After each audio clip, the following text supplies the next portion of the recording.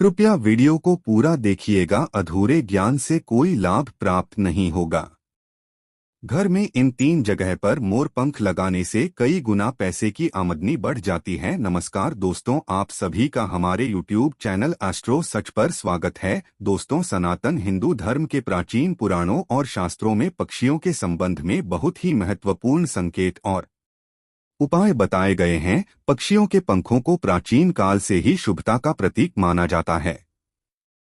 अलग अलग पक्षियों के पंखों का उपयोग अलग अलग पूजा अनुष्ठान में किया जाता है। पक्षियों के पंखों को घर में रखना भी बहुत शुभ होता है। आज हम आपको ऐसे पक्षियों के बारे में बताने जा रहे हैं जिनके पंखों को घर में रखने से घर में सुख समृद्धि बढ़ती है। इन पंखों को अगर आप सही दिशा और सही स्थान पर रखते हैं तो निश्चित ही आपके धन में वृद्धि होती है। पक्षियों के पंखों का अचानक से मिलना भी कई प्रकार के संकेत देता है। यदि आपके घर में किसी पक्षी के पंख गिरते हैं तो इससे आपको शुभ अशुभ संकेत भी प्राप्त हो सकते हैं, जिन्हें कभी नजरअंदाज नहीं करना चाहिए। इन पंखों को आप संभालकर सही स्थान पर रखते हैं तो इसके शुभ परिणाम भी आपको मिल सकते हैं। ध्यान रहे, कभी भी किसी पक्षी को मारकर उसके पंख नहीं लानी चाहिए। यदि पक्षी खुद अपने पंख गिरा देता है तभी उस पंख का इस्तेमाल करना चाहिए। पक्षियों को उनके पंखों के लिए मारना पाप माना गया है। तो चलिए जान लेते हैं कौन से पक्षियों के पंख मिलना अथवा घर में रखना शुभ होता है। सबसे पहला है मोरपंख। दोस्तों, मोरपंख के वास्तुशास्त्र और ज्योतिष शास्त्र में कई महत्वपूर्ण उपाय बताए गए हैं। वास्तुशास्त्र के अनुसार मोरपंख घर में शांति और सुख समृद्धि के लिए बहुत ही उपयोगी वस्तु है। इसे शास्त्रों में एक प्रकार का यंत्र ही कहा गया है जो धन संपत्ति को आकर्षित करता है। यदि मोर पंख को घर में सही दिशा और सही स्थान पर रखते हैं तो इससे घर में धन का आगमन होता है। संचित धन में कई गुना अधिक वृद्धि होती है। मोर पंख को घर में रखने से पैसे की आवक कई गुना बढ़ जाती है। इसके लिए आपको केवल 3 मोरपंख लेने हैं और उससे जुड़े महत्वपूर्ण वास्तु उपाय करने हैं, जिसके बारे में आज हम आपको बताएंगे। इसीलिए इस महत्वपूर्ण जानकारी को आप पूरा जरूर सुने। सबसे पहले हम जानते हैं कि मोर और मोर के पंख का हमारे धार्मिक शास्त्रों में क्या में है बताया गया है। धार्मिक ग्रंथों के अनुसार मोरपंख एक चमत्कारिक यंत्र होता है और इसका प्रयोग तांत्रिक क्रियाओं में भी किया जाता है। प्राचीन युग से ही मोरपंख को तांत्रिक साधनाओं में महत्वपूर्ण माना गया है। साथ ही ज्योतिष शास्त्र में भी मोरपंख को बहुत ही महत्व दिया गया है। इसके साथ ही पुराणों में भी मोरपंख से जुड़े उपायों का वर्णन मिलता है। आयुर्वेद में भी मोरपंख के बारे में बताया गया है कि किस प्रकार से मोरपंख घर से रोग तथा बीमारियों को दूर रखता है। यदि घर में कोई व्यक्ति बीमार है तो मोरपंख का प्रयोग करके उसे स्वस्थ बनाया जा सकता है। मोर से जुड़ी पुराणों में कई कथाएं लिखी हुई है। पक्षी शास्त्र में मोर से जुड़ी एक कथा का वर्णन मिलता है। प्राचीन युग में संध्या नाम का एक असुर हुआ करता था।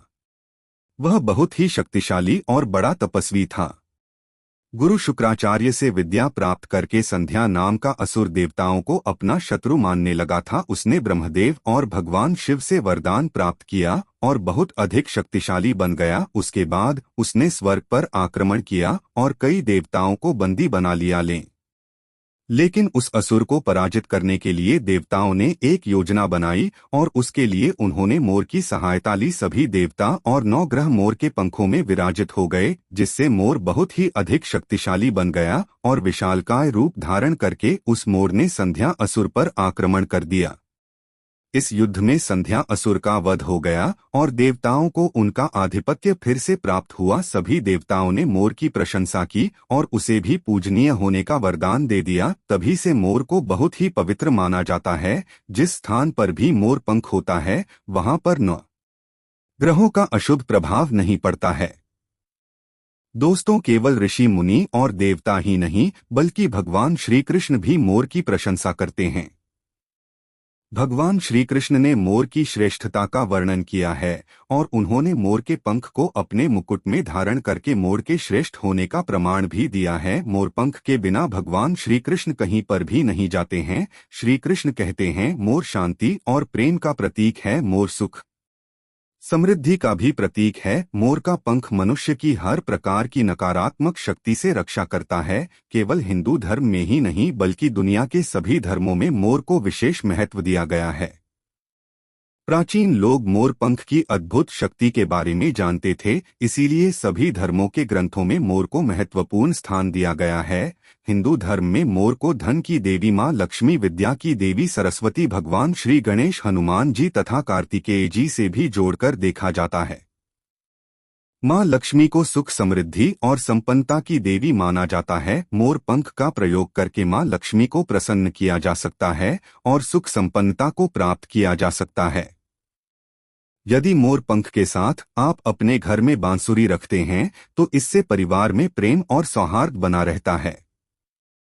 दोस्तों, हमारा घर एक मंदिर की तरह होता है। अगर इसमें रहने वाले सदस्य रोज आपस में झगड़ा करने लगे तो यह मंदिर कम, युद्ध का मैदान अधिक लगने लगता है। घर में क्लेश और झगड़े होने के कई कारण हो सकते हैं, लेकिन सबसे बड़ा कारण होता है घर में नकारात्मक ऊर्जा का प्रवेश करना। लेकिन हमारे घर में यह नकारात्मक ऊर्जा आखिर कहाँ से प्रवेश करती है और इस नकारात्मक ऊर्जा को दूर करने के लिए कौन से उपाय करने चाहिए? वास्तुशास्त्र के अनुसार प्रत्येक घर में नकारात्मक ऊर्जा फैलाने वाली चीजें मौजूद होती है। इन वस्तुओं के बिना हमारा घर चल नहीं पाता है। इन वस्तुओं को तो हम घर से बाहर नहीं निकाल सकते हैं, लेकिन उस नकारात्मक ऊर्जा को अवश्य बाहर निकाल सकते हैं। इसके लिए हमें मोर पंख का प्रयोग करना चाहिए। इसके लिए मोर के पंखों को आप अपने घर पर खूब जोर जोर से हवा में हिलाएं। इससे आपके घर की जितनी नकारात्मक ऊर्जा है वह आपके घर से बाहर हो जाएगी। यदि रोज सुबह पूजा के बाद आप ऐसा करते हैं तो आपके घर की सारी नकारात्मक ऊर्जा घर से बाहर चली जाएगी और आपके घर में सुख शांति बनी रहेगी। इसी बात को ध्यान रखते हुए आज हम आपको बताएंगे कि घर में वो कौन सी 3 जगह है जहां पर आपको मोरपंख जरूर रखना चाहिए, और इन जगहों पर अगर आप मोरपंख रख देते हैं तो आपके घर में भी सबसे अधिक सकारात्मक ऊर्जा बनी रहेंगी। सबसे पहली बात, घर से नकारात्मक ऊर्जा को दूर करने के लिए अगर घर में नकारात्मक ऊर्जा है और परिवार के सदस्यों की तरक्की में अड़चनें निर्माण हो रही है तो आप अपने मुख्य द्वार के ऊपर गणेश जी की प्रतिमा रखें और प्रतिमा की दोनों ओर मोरपंख अवश्य रखें। इससे आपके घर में किसी भी प्रकार की नकारात्मक ऊर्जा प्रवेश नहीं कर पाएगी। यदि आपका मुख्य द्वार वास्तुशास्त्र के नियमों के विरुद्ध है तो आप मुख्य द्वार पर 3 मोरपंख अवश्य रखें। इससे वास्तु दोष समाप्त हो जाएंगे। दूसरी बात, ग्रहों के दुष्प्रभाव से बचने के लिए अगर घर के सदस्यों पर ग्रहों का दुष्प्रभाव है अथवा ग्रहों की स्थिति खराब चल रही है तो मोर पंख ले और उस पर गंगाजल अथवा शुद्ध जल का छिड़काव करें। फिर इसे ऐसे स्थान पर रख दे जहां पर ये किसी को दिखाई न दें। इससे ग्रह शांत होने में मदद मिलती है। तीसरी बात, बुरी नजर से बचने के लिए अगर घर के किसी सदस्य अथवा बालक को बुरी नजर लगी है या उस पर किसी की बुरी नजर का प्रभाव पड़ा है तो सोते समय उस व्यक्ति के तकिए के नीचे मोरपंख रखें और दूसरे दिन इसे किसी बहते जल में अथवा कुएं में डाल दें। इससे बुरी नजर उतर जाती है। चौथी बात, पढ़ाई में मन नहीं लगता है। अगर घर के विद्यार्थियों का पढ़ाई में मन नहीं लगता है, उनकी याददाश्त कमजोर है, पढ़ाई करते समय बार बार नींद आती है, तो विद्यार्थियों को मां सरस्वती के सामने मोरपंख रखकर दूसरे दिन उस मोरपंख को अपनी किताबों में रखना चाहिए। इससे विद्यार्थियों में एकाग्रता बढ़ेगी और मां सरस्वती की कृपा बनी रहेगी। पांचवा उपाय, दुष्ट शत्रुओं से छुटकारा पाने के लिए अगर कोई शत्रु जानबूझकर आपको परेशान कर रहा है और बार बार आपको नुकसान पहुंचाने का प्रयास करता है तो मंगलवार के दिन हनुमान जी के मस्तक का सिंदूर मोरपंख पर लगाएं और सुबह के समय बिना नहाए ही इसे बहते हुए जल प्रवाह में अथवा को भी में डाल दे। इससे शत्रुओं से छुटकारा मिलता है। छठी बात, मनवांछित फल प्राप्ति के लिए अगर मन की कोई इच्छा अधूरी है, कई दिनों तक कोशिश करने के पश्चात भी मनवांछित फल प्राप्त नहीं होता है, कार्यों में बार बार रुकावट आ रही है, तो आप राधा कृष्ण के मंदिर में जाकर भगवान श्री कृष्ण को मोरपंख चढ़ाएं अथवा घर में ही श्री कृष्ण की मूर्ति पर मोरपंख लगाएं और अपनी इच्छा उनके सामने प्रकट करें। सातवीं बात, अगर पति पत्नी के बीच तनाव हो, अगर घर के अंदर क्लेश है, पति पत्नी के बीच बार बार झगड़े होते हैं, आपसी प्रेम कम होने लगा है, तो उनके बेडरूम में दक्षिण पूर्व की दिशा में मोर पंख रख देना चाहिए। इससे दोनों के बीच में प्रेम बढ़ेगा और आपसी मनमुटाव कम होगा। अथवा उपाय, धन में वृद्धि के लिए, अगर धन की कमी है, अचानक धन खर्च हो जाता है, तो घर में तिजोरी अवश्य बनाएं। तिजोरी रखते समय ध्यान रहे तिजोरी को पश्चिम की दीवार पर सटाकर रखें और उसका मुख पूर्व दिशा की ओर हो। इससे देवराज की कृपा दृष्टि बनी रहेगी। साथ ही मां लक्ष्मी की पूजा में मोर पंख रखकर उसे तिजोरी में रखें। इससे घर में सुख समृद्धि आती है और धन की कमी महसूस नहीं होती है। यदि धन की समस्या आ रही है तो घर के अग्नि कोण में अर्थात दक्षिण पूर्व दिशा में अपनी कमर से ऊपर कंधे की ऊंचाई पर 2 मोर पंख शुक्ल पक्ष में लगाएं। जल्दी ही धन प्राप्ति के नए अवसर प्राप्त होने लगेंगे। 9वां उपाय, आप किसी भी शुभ दिन मोर का एक पंख लेकर घर के किसी ऐसे स्थान पर रखें जहां पर आने जाने वाले लोगों की नजर सबसे ज्यादा पड़ती है। असल में मोर का पंख नकारात्मक ऊर्जा को अवशोषित करता है, इसलिए आपको इसको ऐसे स्थान पर लगाना चाहिए जहां ये सभी को नजर आए। मोर के पंख का ये उपाय न सिर्फ आपको बल्कि आपके घर के सदस्यों के जीवन में भी सुख और समृद्धि जरूर लेकर आएगा। अब जानते हैं कबूतर के पंख के बारे में। दोस्तों, अगर कबूतर आपके घर में पंख छोड़ देता है तो इसे शुभ माना गया है। इस अंक को सफेद अथवा लाल रंग के वस्त्र में लपेटकर मां लक्ष्मी का ध्यान करते हुए इसे धन रखने वाले स्थान पर रख देना चाहिए। ध्यान रहे, इस पंख पर किसी बाहरी व्यक्ति की दृष्टि नहीं पड़नी चाहिए, अन्यथा इसका प्रभाव नष्ट हो जाता है।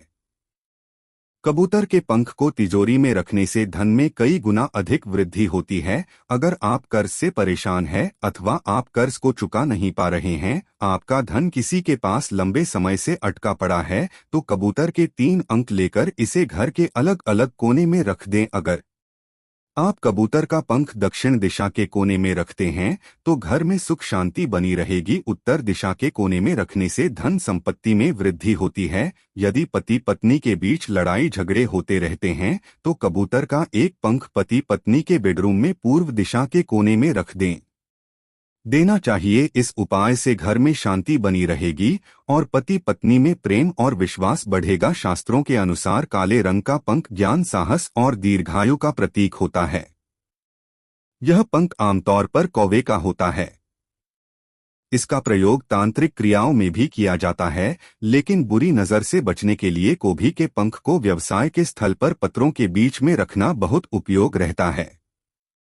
इससे व्यक्ति को सही निर्णय लेने की क्षमता प्राप्त होती है और सफलता मिलती है। तो दोस्तों, इस प्रकार से आप इन पक्षियों के पंखों का उपयोग अपने घर में कर सकते हैं। दोस्तों, उम्मीद करते हैं आज की बताई गई जानकारी आपको पसंद आई होगी। अगर पसंद आई हो तो वीडियो को लाइक करके चैनल को सब्सक्राइब जरूर करें। धन्यवाद।